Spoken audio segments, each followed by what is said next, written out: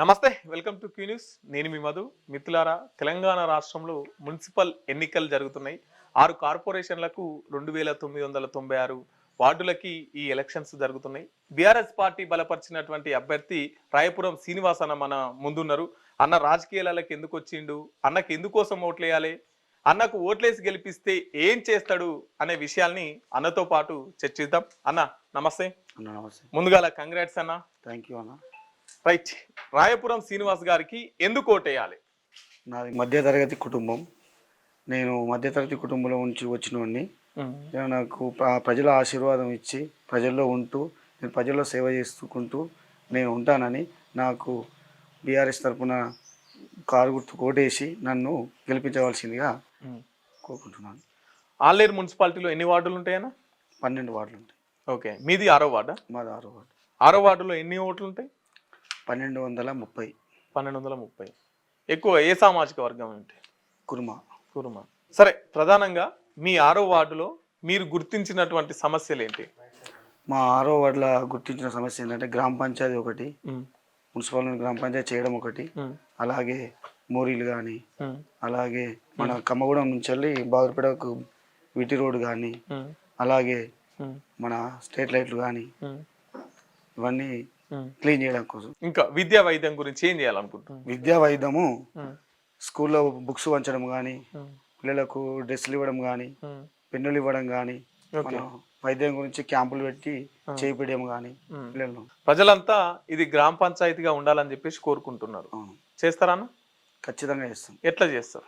ప్రజలను ఏకదాటి చేసి ఉద్యమం చేసి నేను ముందుండి నేను కూర్చొని నేను చేపిస్తాను. ఇంకేం చేస్తారు ప్రజలకు మీకు ఓట్లు వేయాలంటే? ప్రజలకు సేవ చేస్తాను. ప్రజల ముందుకు పోయి ప్రజల్లో పోయి నేను సేవలో ముందుంటాను. ఏది ఆపద వచ్చినా సాపద వచ్చినా నేను ముందుకెళ్ళి నేను చేస్తాను. అంటే అందరూ ఓట్లు వచ్చేంత వరకు గెలిచేంత వరకు ఇవన్నీ చెప్పే ముచ్చట్లే.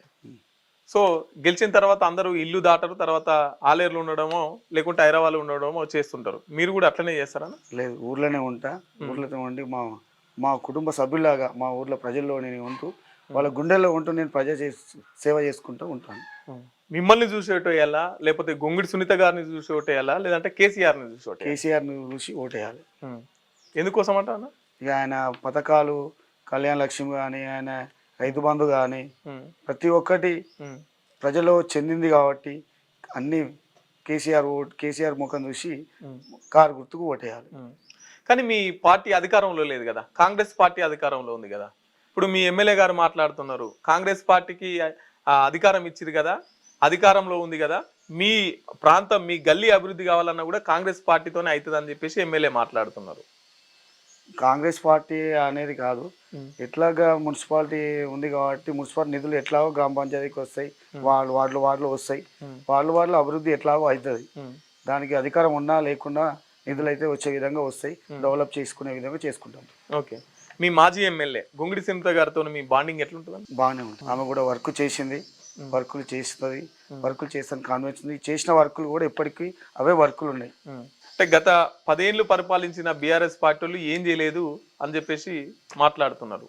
వాళ్ళు మాయ మాటలు మాట్లాడుతారు, దొంగ మాటలు మాట్లాడుతారు. కాంగ్రెస్ వాళ్ళు చేసింది గ్రాండ్ ఉన్నది, మోరీ ఉంది, సీసీ రోడ్డు ఉంది, ప్రతి ఒక్క పని గొంగిడి సునీత మహేందర్ రెడ్డి గారు కేసీఆర్ ఆధ్వర్యంలో జరిగింది. ఇప్పుడున్న 2 ఏళ్ళు అవుతుంది బీలైలే గెలిచి, ఏం చేసింది ఆయన? ఏం చేయలేదు, తట్టడి మట్టి కూడా చేయలేదు. చేస్తా అని చెప్పుకుని పోవడం కానీ ఒక పని కూడా చేయలేదు. మీ 6వ వార్డుకు రూపాయి నిధులు అన్న వచ్చినాయన్నా? రాలే, ఒక్క రూపాయి కూడా నిధులు కూడా నిధులు రాలే.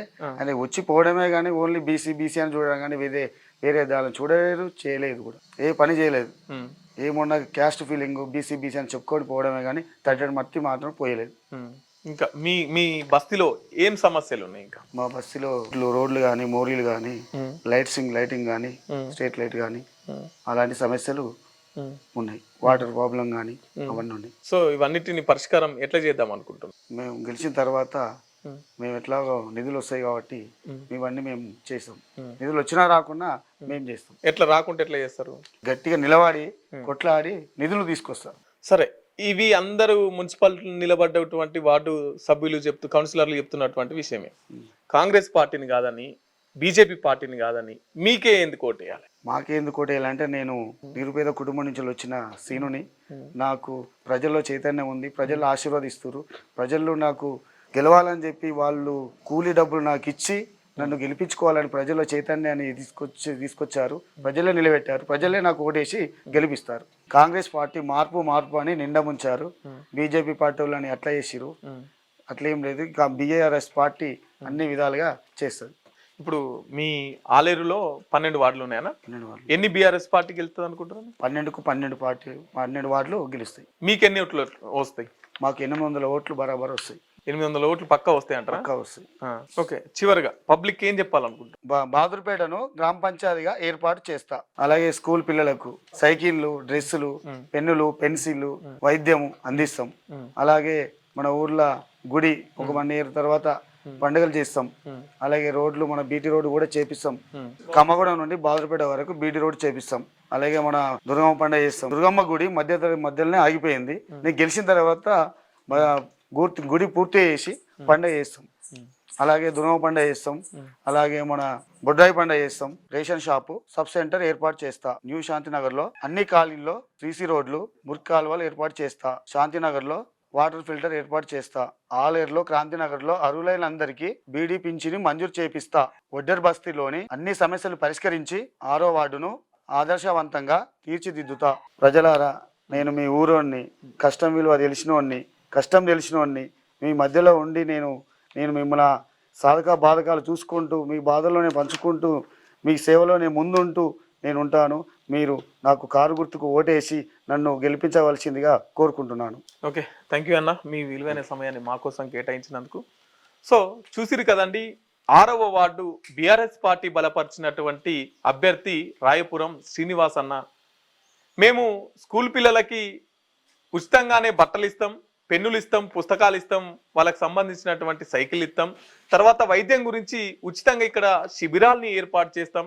ఈ కాంగ్రెస్ పార్టీ వాళ్ళు నయవంచన చేసిరు, మార్పు పేరు చెప్పి మమ్మల్ని నయవంచన చేసిరు. రేవంత్ రెడ్డి చేతులు ఎత్తేస్తున్నాడు, సిల్లి గవ్వలేదని చెప్పేసి నిండా ముంచిరు ఈ కాంగ్రెస్ పార్టీ వాళ్ళు.